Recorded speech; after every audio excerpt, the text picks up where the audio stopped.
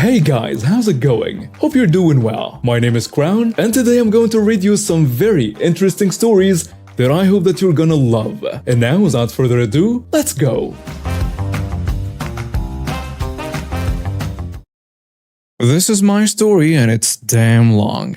I'm a geek and punk hyper, sort of. And in my country, India, there are 12 grades in school, along with 2 or 3 pre-primary grades. My parents had transferable jobs, so I ended up changing schools a lot. And since private schools won't take new admissions during midterm, I ended up qualifying for entrance for Central School. I studied there up to grade 8, then decided to go for a boarding school. This school was supposed to be in the top 5 schools of India at the time. Now the school begins after I cleared the written test of the school in the morning and was supposed to give an interview in the evening. There, my family was acquainted with another from the same hometown. Their daughter, let's call her Laura, the main antagonist, who was behaving like the know-it-all brat. And since my family had the bad habit of comparing me with other kids, coupled with the pressure of the interview, made me go bananas in head.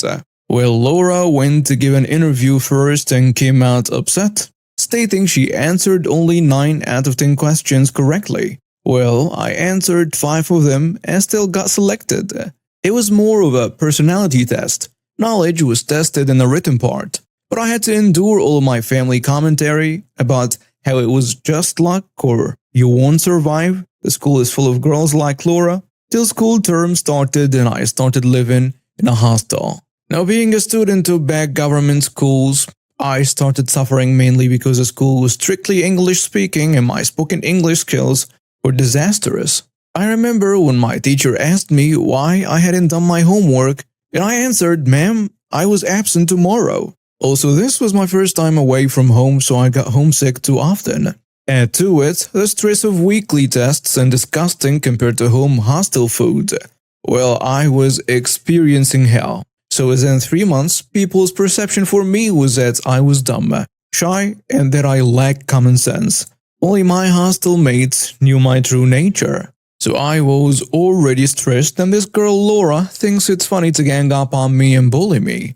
Surprising, but it actually happened. Every time I was alone, she would mock me, tell me that I was ugly, fat, and dumb. I, knowing what would happen if my temper goes off, kept mum. She then raised her bars higher and started using F-words and much more indecent words. All in English, of course. I wasn't bothered by it at all in the beginning. I had heard worse from my last school friends. I was just curious, why is she targeting me? Turns out she was mad at me for not helping her cheat in written exam, thereby jeopardizing her chances. Now that she was finally in and I was an established dumb, she could have her way with me. For the whole grade 9, I endured her stuff, then I began to crack. But fate was against me. She became the girlfriend of my best friend and roommate. Let's call him Ed. Honoring bro code, I had to abort the mission, and honoring bro code, he told me the bottom of the iceberg. She spread amongst other girls that I was terminated from my previous school for failing. I scored 93% in previous grade. My father bribed the school to get me admitted. He had to take a loan to pay my term fees. That I smoked. Never smoked in my life, not even now. And that I used to beat up the kids who messed up with me. And that's the only right answer. These claims made her a Joan of Arc-like figure, a lady challenging a demon like me. Well, I endured her insults, covering every part of my body and everyone in my family, for another year. In grade 10, we had our board exams, the first most important exam of an Indian student. There, she broke up with Ed, stating he wasn't giving her enough time. He ended up scoring 98.4% with a perfect 100 in 3 out of 5 subjects. Well, that's one alley for me, as if he wasn't earlier. Next, she hooked up with Rob, my classmate in grade 11. At that time, I started using Facebook, a new trend at that time, and this Rob guy was a member of a thug-like group of the school. Hence, Laura was intoxicated with power. She commented insults on my every photo on Facebook, and Rob would like it. I wanted to get back at her, so I commented a passive-aggressive thing on her picture. Never knew that I could have blocked her. She, along with Rob, came to threaten me when I was having a snack. But since I was surrounded by my hostel mates, they went away. They later ended up stealing my assignment. Childish, yeah, but since I never did them earlier, it wasn't a bother. God, now that I'm writing it, it really feels amazing how long I held back. But no more. At least, not after that incident. You see, I was pretty unpopular with existing girls, but I befriended this new girl. Let's call her Love. I kinda liked her, I admit, but that Laura somehow sensed that and started bad-mouthing me in front of Love. I literally snapped. I wanted some high-level revenge. First, I gathered intelligence, Ed being first, and after the recent breakup, Rob. Summary, she had a new boyfriend every year since grade 7, basically since her puberty began. I already mentioned my school was too good. In the annual day function of school, the guests were generally some VIPs. In my grade 12, the chief guest was the governor of the state, and that was the time Laura celebrated her 18th birthday. My preparations. I bought a mosquito coil, saved a huge firecracker from the Wally, and for almost 2,000 rupees, I obtained a 50-gram pack of marijuana, called raw mango, in my area.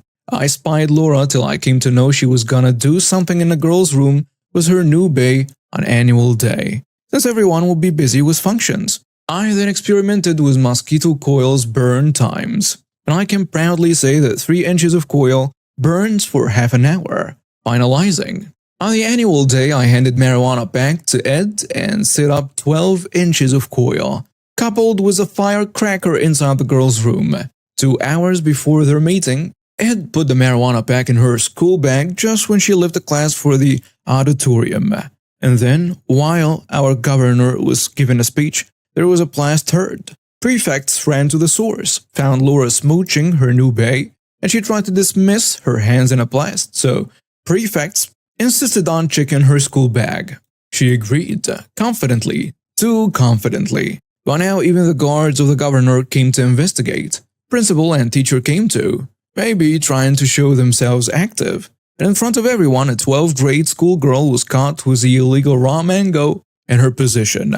This wasn't a case school could have hidden, so she was arrested.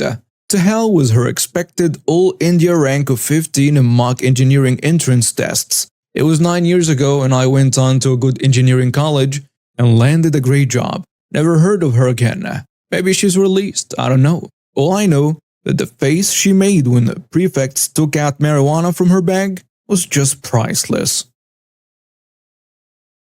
This incident happened in January of this year. Last year I moved into a neighborhood with an optional HOA. At the time, I come into enough money to buy a house outright. The only reason I moved here is because the HOA was optional, and it's a nice, safe neighborhood. It's a slice of heaven compared to where I used to live. I own 2 vehicles, a 2004 Toyota Camry and a 1999 Ford F-150. The Camry is my daily driver, while the F-150 is my hauler for when I need it. I bought the truck around the same time I bought the house to help with the move, and I used it to pull a rented trailer when I was moving my stuff in. The F-150 is old but in good mechanical order, and I try to keep both of my vehicles clean with some monthly trips through a car wash. The local HOA did not like me from the start due to my refusal to join. The HOA president was a retired old man who seemed like he had nothing better to do, so he tried multiple times to sell me on joining, and sent me several applications in the mail, but I always declined. Politely at first, but when the president got more aggressive, I told him to shove it where the sun doesn't shine. And that's when the HOA decided that I was a member anyway, and started sending me fines in the mail with that claim. I knew they were bogus, so I went to the next HOA meeting to dispute the fines.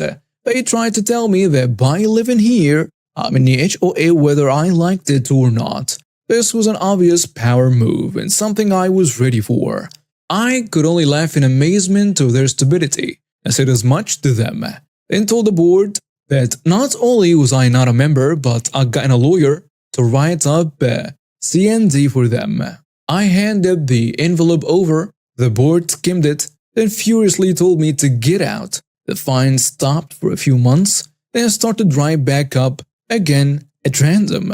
So I popped into another HOA meeting and told him this was not legal. I am not their HOA, and I'll take them to court if they didn't stop. And once again, I was furiously told to get out. The fine stopped for good, but the HOA president decided I needed to be made an example of. It's happened only a few days later. I came home to find my F-150 gone from my driveway. I checked my cameras and saw the HOA president himself walk onto my property, and he took a pocket knife and stabbed each of my truck's tires in the sidewalls. Then unscrewed the license plates off, put them in a bag, and just casually walked away with them. Then a little while later, a tow truck came and hauled my truck away. I called the police and together we went to see the HOA president. But he wasn't home.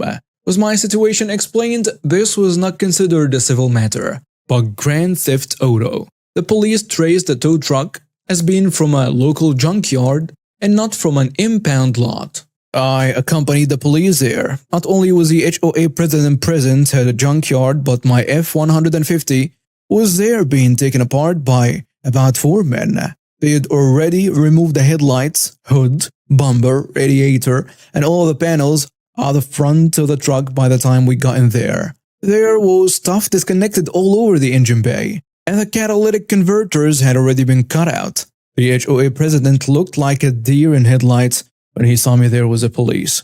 I was nearly angry beyond words when I saw my truck in that condition. Nearly, I say, because I went off like a foul-mouthed country sailor on the people who had ripped my truck apart. The HOA president was caught red-handed, but instead, he'd only towed my truck because it was in a sorry state and looked abandoned. I said he illegally took it off my private property since the HOA had no right to tow off my land. And he clearly had not been aware of my cameras as they had seen everything he did.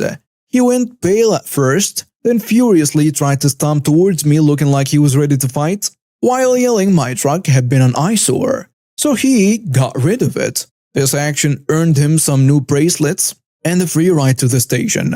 The police were somewhat merciful to the junkyard staff, who claimed to have only been doing their jobs. The owner of the junkyard is a cousin to the HOA president, so he was contracted to do any towing for the HOA since he also owned a local impound. He had no idea I wasn't a member of the HOA, and also was not aware his cousin had ordered his employees to tear my truck apart for parts as an abandoned vehicle. The police cited all sorts of broken laws to the employees and owner, and then they agreed to put my truck back together. But I said that it had better be at least as good as it was, if not better, or I'd be going to my lawyer. The owner told his employees to do whatever it takes or he'd separate them from their jobs, then told me he'd bill the HOA president for everything later. Then the police and I got to watch as all those employees had to painstakingly put my truck back together piece by piece, and they repeatedly muttered things about me to each other and flashed me the stink eye from time to time. I'm guessing the HOA president offered to bribe them all to take my truck apart as quickly as possible, but now they had to fix it for free, and they were at it for hours. They had to weld the catalytic converters back in, and even had to replace some parts entirely due to damage caused during hasty disassembly. When they first fired up the engine, it had an obvious misfire. They denied it, but the police sided with me that they could tell it had a misfire too. Turns out, they ruined one of the coil packs, taking the truck apart, and they had to order new parts from a nearby auto parts store to fix it. One of the headlights also stopped working. Again, something that they had to fix because I stated I could prove with my home cameras that they were both working when I last drove it, and the bulbs were nearly brand new LEDs, so they had to have broken something. The coolant lines had also been just cut instead of simply disconnected, probably because they were trying to take the truck apart in a hurry, so those were more parts that had to be ordered from the nearby store as well. I can only imagine the total cost that was billed to the HOA president for this. All 4 of the tires had to be replaced because they were not repairable, so they had to leave the truck on a lift and take all 4 wheels off. There were other problems too, and all of these junkyard mechanics had to work overtime to put the truck back together in the hopes I wouldn't sue or press charges. I wasn't even able to take the truck home till the next evening because the police had to get my plates back and the junkyard staff had to take the wheels in for new tires. By the time I got the truck back, the two junkyard employees I saw there gave me looks that just said not to come back, and the truck actually runs better than before. So I essentially got a free sort of overhaul for my trouble. As for the HOA president, well, I did sue him for trespassing, theft, destruction of property, and the illegal tow. He ended up paying his cousin for all of my truck repairs, lost his position in the HOA, and moved out of the neighborhood shortly after losing the lawsuit because he had no leg to stand on in court since everything was caught on CCTV. He pretty much surrendered to the ask for settlement, which is why it didn't get drawn out. The HOA has not bothered me at all since the truck incident, and my neighbors love me for getting rid of the old HOA president as he was a power-tripping narcissist to them all, and kept issuing pointless fines that had to be regularly disputed. Also, I have been back to that junkyard for parts, but for my Camry instead, I went to pull a replacement grill for it and found one in excellent shape there. They did recognize me and gave me dirty looks, but otherwise, it didn't bother me. Back in my years at high school PS1, PS2 era, I lived with my grandmother because it was closer to my school than my mother's, who at the time was self-employed and now a successful SEO developer. I was not popular in school but had a closely knit group of friends on my home street. Myself included, we were 10 kids on our street, 6 of which were pairs of singles across 7 houses. We all played games, we all completed games, but the amount of games we could get was different. Being the kid with the most, I offered that if anyone wanted to go on a game at my house, I would let them. Now, I have OCD, among other things thanks to a mental disorder. That meant I use Excel to record what games I own. If they were bought brand new, the price they were bought at, and I had dealt with people misusing my friendship in school, not high school, to steal from me and my grandma coming in to save the day. But my main hobby is games, so when I started going to high school, I started pen marking the inside of game covers. The white side of that cover that no one sees doesn't affect resale value. I would also jot the mark down in a notebook with a reference to the game name. Again, if it was new, pre-owned, or I had traded it in. I would on occasion lend the game with the express direction that if you borrow it for more than 2 weeks, I would hound you for it back. People rarely borrowed from me since what they wanted to go on they could do so at my house.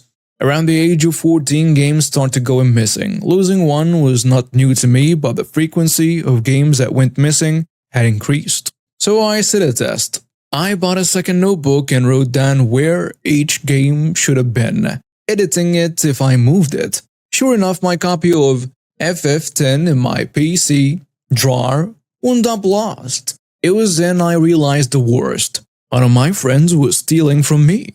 I knew if I asked anyone on my street about it, whoever was doing it would stop and I would most likely never catch them.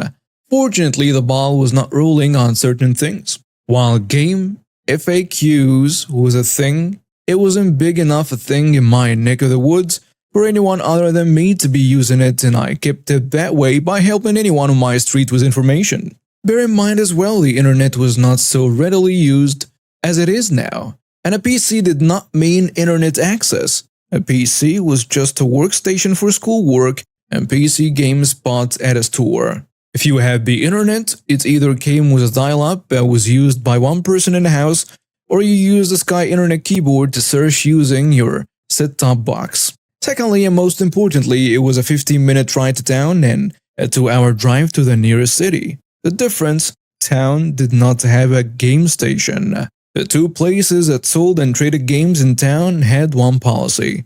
The game must come with a box, the desk, and the manual. I spent an hour removing every manual I had from the games and storing them in a box under the bottom shelf of my set of drawers. If someone was stealing from me, they wouldn't be profiting off me anymore. I could glean information from outside sources. The 3 sets of siblings on my street were innocent. Group 1, I were referred to as sisters. Their mother came and helped myself and my grandma clean my great-grandmother's house on Saturdays. I would ask about what they are playing on. If a game that went missing came up, I would ask, "Oh, When did they start on that? For two reasons. One, their mother was kind and I didn't want to upset her, and two, to avoid showing suspicion. However, it was responded with, I bought it for them, or they bought it when they were in town. So, innocent. The second pair, referred to as the twinnies, got whatever they asked for within reason from their parents, so there was no doubt that they were innocent. The third, brothers, the younger couldn't keep a secret and I was very good friends with. Helped him in schoolwork, made up the difference if he couldn't quite afford a drink or chocolate bar, made sure I was an ear for him to talk to, because I didn't trust the other brother beyond friendship. If the older brother was playing anything that was missing, I would know how. Again, innocent. That left 3 boys on my street of varying ages who I only know on a one-to-one basis. If I had suspects, it would be them. Over 2 years of maintaining the facade that I was blissfully unaware, I kept a helpful nature up enough that no one ever questioned my gaming source. Game facts. Sure enough, games kept going missing. But I was looking for something. No manuals, no trade-ins, no extra cash toward the latest games. I had actually been waiting for one of the games to go missing that people had seen me play and wanted to play. Vix. A game similar to Mario 64 but replaces stars with hearts. One of the hearts had copy protection on it and that the answer was in the manual. A common practice before it became useless on the internet. Sure enough, a month after finishing, it went missing. A week later, a boy my age I will refer to as Thieving Crap, TS, asked me how to open the chest in a whale. Oh, it's in the manual. TS replied that he had no manual, and that it was bought at a car boot sale. In my mind, I had got him. His parents didn't go far, so no city trips or rare city trips, and there have been no car boot sales nearby in the last 4 months. I made my play. TS went to karate practice on Tuesdays between 7 and 9. I waited till 7:10 p.m. and went to his house with my grandma with my notebooks, printouts of my records on game purchases, and a document. I will get to that in a moment. After a brief talk of disbelief, I asked if I could prove if their son was stealing. Thinking I wouldn't find anything, they let me. I walked over to the copy of Vex, sat in the front room, showed them the inside with no manual, showed them my notebook, and lifted the cover out of the game box, showing a signed pin mark I had used next to the notebook was the same pin mark on the inside cover. While they were stunned, I took this opportunity to pick up a second and third, point to the pin mark in the book, and then move the label accordingly to show an identical copy. The mother went white. I asked if I could see if more were in the house. Shocked, the father complied, and after 20 minutes, I had 30 plus games on a table in front of them. All missing booklets. All with pin marks on the reverse of the label that matched the inside of the notebooks. But the best bet, upstairs on his PC desk was a note, detailing who had what. When I showed them the note, you could see the rage building in the father's eyes, while my grandma talked to the mother about what could happen next, legal ramifications of the thief, how he was now 16 and could be tried as an adult, was the right judge. I showed the father where I found the note, and he found folders of records of games owned by others, and when he had acquired them, and how much he had traded them in for. Yes, it wasn't just me. Over several years, he had been stealing games as far back as the Mega Drive era, playing on them till he was done, and then trading them in as his own to pocket the cash. He had only started with me a few years back. My grandma had allowed me to move consoles downstairs for friends to go on the condition that it was only when I had friends around and only one console at a time was only the game we were going on to avoid making a mess. Going downstairs, I laid out the document I had saved till now. It was a document that myself, my grandmother, and my mother had laid out, detailed that I would not take the evidence I had to the police on the condition that every game wrongfully taken was returned to me or the original owner. If in the event it could not be, then the full price of the game, when I bought it, will be returned to my grandmother within 6 months' time, so it could be returned to the rightful owners in one form or another. I had to thank my mother here for the thought of wording it so that in the event I wasn't the only victim, all would have justice. So thanks, Mom. Both parents signed it, and I signed it, and my grandma signed it. And the four of us waited at that time, and we talked over how we would handle this, agreeing that I would take the folders home and do the research on the retail price on any missing game. When TS returned, the look on his face was priceless as he stared at the folders and pile of games. At that time, I had called my granddad to help us carry the games and notes down the street back to home. Before leaving, we informed the TS what would happen, much to his dismay. His house is 4 doors down and across a small, one-exit street. At the other end is a garden and a modern train line to Southends that runs through the town. From 9 till 10, I could hear the father yelling at TS, even when the 9:15 train went past. While I was going through the records on my PC, scanning them in on a very basic scanner by today's standards, it felt great and I found it soothing as I combed through. That weekend, I printed off several copies of the agreement and documents listing what had been stolen from each of my friends or pair of siblings, how much they were worth and when to expect the money. I returned the folders and gave the parents a copy of the agreement with a value of how much he had stolen from all parties and could not return. They told me they will pay and it will come out of TS savings and allowance. For the next 4 years, both me and him were 16 at the time. He would be in his first year of university before he paid his parents back. Unsurprisingly, the karate trip stopped. Once they had closed the door, I pulled several envelopes out of my bag and made the rounds of my street. Every kid got one of these envelopes that held the information relevant to them and a copy of the agreement. And to my surprise, it took 2 weeks for every penny to be given to my grandma. Using the records, I gave each of my friends exactly what they were owed in an envelope to avoid prying eyes. Once that was done, I waited till the following Monday and handed a copy of the agreement to my school. Like most schools, mine had a system in which duties would be delegated to the most trustworthy and well-behaved of the students that both me and TS were on. TS was removed from that list and the staff knew he was a thieving crap. On my street, he was removed from the circle of friends. We wouldn't talk to him, he wasn't welcome at street events. Most certainly not any trips. In school, he was not allowed on the remaining few school trips because his father wouldn't sign permission slips.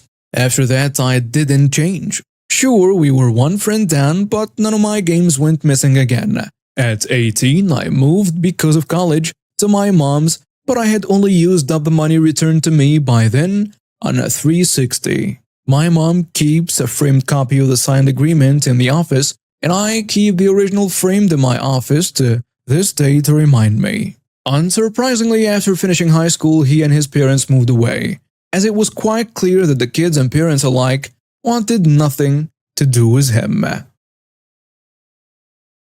I owned a dirt bike, a Yamaha 250, I don't remember what model, and I wanted to sell it to get a better one. It was a nice bike with an aftermarket exhaust, headlights, some aftermarket suspension, upgraded engine, a really good seat, and brand new tires. The bike was in good shape.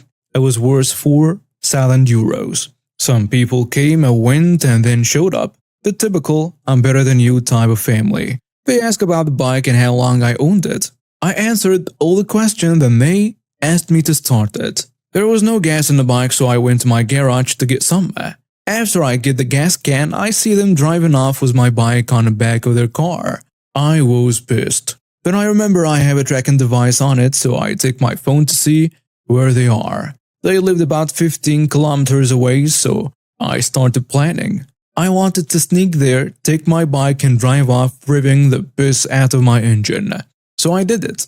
I went with my friend who drove me there in his car. I knew we would be missing something like fuel or battery, so I prepared something and drove there at about 11 p.m. My friend dropped me off and drove a bit away so he wouldn't be driving attention. They had an open garage, so I went inside.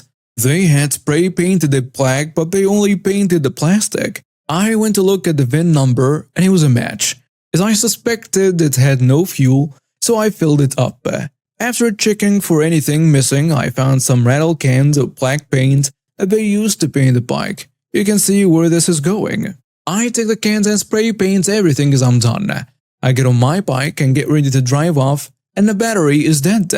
I changed the battery, and at this point, I was in this garage for about 30 minutes, and I again got on the bike and started it. I rev my engine and victoriously wheelie the F out of there. I saw them running out of the house and trying to chase me, and I get back home, and the next day I peel out the paint. They didn't know how to paint something with a rattle can, but I sure did. The paint came off, only damaging the stickers I had on it. After a day or so, I see a post on Facebook and click on it. It's them posting pictures of how their property was vandalized and how they had to pay at least 10,000 euros to fix the damages. It was a lie, as it would have costed them around 200 euros. They say how someone stole their dirt bike and some other stuff that was worth at least another 3,000 euros. Note that I only took the bike, nothing else, so they are lying. Also, they showed every single photo except one, the sign saying thieves. Ah, sweet revenge. Since there is only a week left of summer, I decided to take the kids to the local amusement/water park today. As I've gotten older, the rides have gotten a little tougher on me. In addition, my daughter tends to get motion sick rather easily. I don't like the way motion sickness pills make me feel. So I always take a Ziploc baggie full of ginger candy along to prevent ensues nausea. Today I had chewy mango ginger candies, half plain ginger candies, and hard lemon ginger candies. For those who've never had ginger candy, it's spicy. The lemon ginger is probably the mildest. The plain ginger is just plain hot. The mango ginger is sweet and spicy, but they also stick to your teeth like crazy. They are definitely an acquired taste. As we are standing in line for the log ride, I pull out my baggie. I chose a lemon one, as did my son, 13. My daughter, 12, asks for a mango one. While I'm fishing a mango out, I hear the kid in front of us tell his mom that he, around 7-ish, wants some candy. His mom distractedly says she doesn't have any candy. The boy says, "But she does." He turns to me and asks for one. I tell him I don't really think he'd like my candy. By this time, his mom has focused on the interaction. As the kids start to whine that, of course, he'd like my candy, his mom just huffs and says, "You've got a whole baggie. Can't you give him just one? Come on, don't be greedy." "Oh, you said the magic word there, lady." I say, "All right," and dig out a lemon one. I am not completely heartless. That's when the kid whines that he wants mango. Mango is his favorite. I tell him lemon is better, but he insists on mango. I tell him it's kinda sticky as I hang it over. The kid rips it open, shoves it in his mouth, gets in 3 quick chews while my kids stare at him. Then he actually starts to taste it and a look of horror comes over his face. He screams and tries to spit it out. He's jumping around and flapping his arms. His mom is panicking and asking what's wrong. He's screaming that it's bad and it's hot and he wants it out. His mom tells him to spit it out. And that's when I pipe up with a very helpful, "It's really sticky. What's left is probably stuck in his teeth. He'll have to wait for it to melt off if he doesn't want to chew." The mom looks at me in disbelief and a shrug. Then she asks what the hell I gave her son. "Probably should have asked that sooner, lady." I answer, "Ginger candy. It's good for nausea. I am pretty sure I'd be dead if looks really could kill." We got to move up in line 2 spaces though, because she whisked her kid off to a water fountain. I'd like to think the kid will think twice about demanding things from strangers. Plus, it was entertaining. Overall, the kids and I counted it as a win. This all happened 5 years ago while some of my friends were still in tourism college. How it works in my country is that you need to have a practical exam to literally spend your summer vacation working as a semi-intern paid under minimum wage. Though it's tourism, so they got to work on vacation kind of. Their job title was something in the lines of host representative. Agencies would make contracts with small apartment owners, usually 5 to 15 rooms, and they would resell their apartments in some tourist arrangements.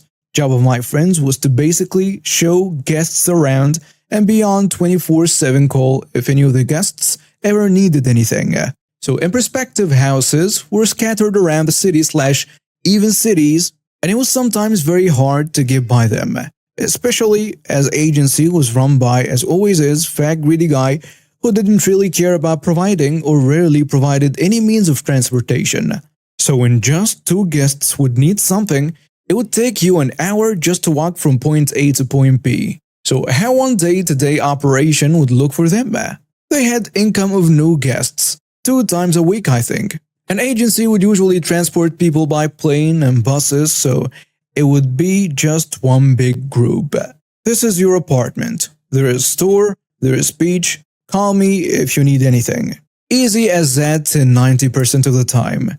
Though there was another more damaging group or self-transport group, as they called them. Those people were coming with their own cars or whatever, and they would usually have time windows like in hotels, check-in time from 12 p.m. to 4 p.m. Only difference, those houses don't have receptions. My friends were basically one. So the timetable was kinda more for them, so they know they will be welcoming guests from 12 to 4. I know all of this as my friends invited me to get there as it was a tourist location with sea, and it was really nice. Free stay as they had a spare bed in their apartment.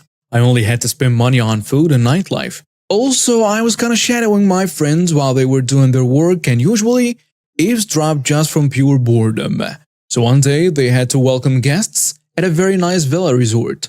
It's on the outskirts of city. Beautiful place, expensive as F. And some parts were still developing as it was kinda brand new. They had one villa finished and polished, other was missing some cosmetic/trivial things on outside. But the rooms were amazing. It's 12 to 4 check-in time and we are waiting for 12 families. All of them are in their rooms till 2 a.m. We are waiting just for one more so we can go on our ways and have something to eat. As the resort was so expensive, we could not afford to eat there. It's 8 p.m. and the last family did not provide their mobile phone. The only contract is a landline number from a different country, 1,400 kilometers/900 miles away. Again, this is a story from 2016. My friend and I were hungry like street dogs at that point. A third friend joins us and he has a vehicle this time as he is transporting some goods to another city. So he invited us to go with him so we can buy something to eat at the resort. Of course, the moment we took a first bite of food, we were called by the 12th family that arrived kinda shortly after. We get back to the resort where they are waiting outside of their room in their SUV. So one thing about the SUV, it was really expensive as you can imagine. Brand new but registration read that it was registered in a small town. And if you know that place, you kind of immediately know they are a bunch of apes. Before my friend was even able to say, "Hi, how are you doing?" complaints started firing from top to bottom all around. Insults, F-bomb, R-word, horrible language. The dude looks like you took a construction worker to Versace and gave him Mr. Beast's credit card. His wife was even worse than generic Karen. In combination, it was doomsday. They had a complaint about everything. How everything is half/done, and that's not true. How there are, and this is important, cables hanging everywhere that their kid might touch and die. Those are their own words. The fence around the villa was unfinished, and there was a concrete machine next to it. This was only true though, who cares? They were not working at that time, it was just chilling in the back. Then he started talking about how he was working contractions his whole life. It was obvious as those people are notorious for selling their father's land and living large after, and how he doesn't want to see construction equipment anywhere near him. After all of that, my friend asked him if he could show us where those cables were sticking. Those aren't cables, by the way, it was radiator pipes not connected to radiator, as you are on summer vacation. I'm pretty sure it will be hot enough without those. And yeah, kid back can touch them and die was actually teen in her 13 to 15-ish. She was just sitting in a car and we didn't see her while they were bombing us with insults. Even me, who was just a bystander, and told him I had nothing to do with this. The malicious compliance moment. Conclusion for them is that they are robbed and that this apartment is not good enough by our luxury lifestyle standard. They want their money back, but we can't do anything about that and the agency office is in another city, 1 to 1.5 hours drive. They forced us to drive there so they could follow us to speak with the owner.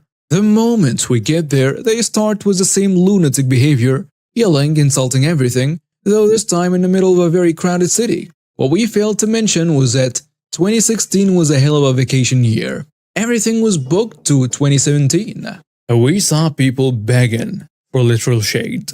We left the agency office before them. We had enough. But one of my friend's colleagues saw them sleeping in a tent beside the beach for the next few days, and we were sure they failed to find anything, so they probably had to turn around and go back home for another 1400 kilometers ride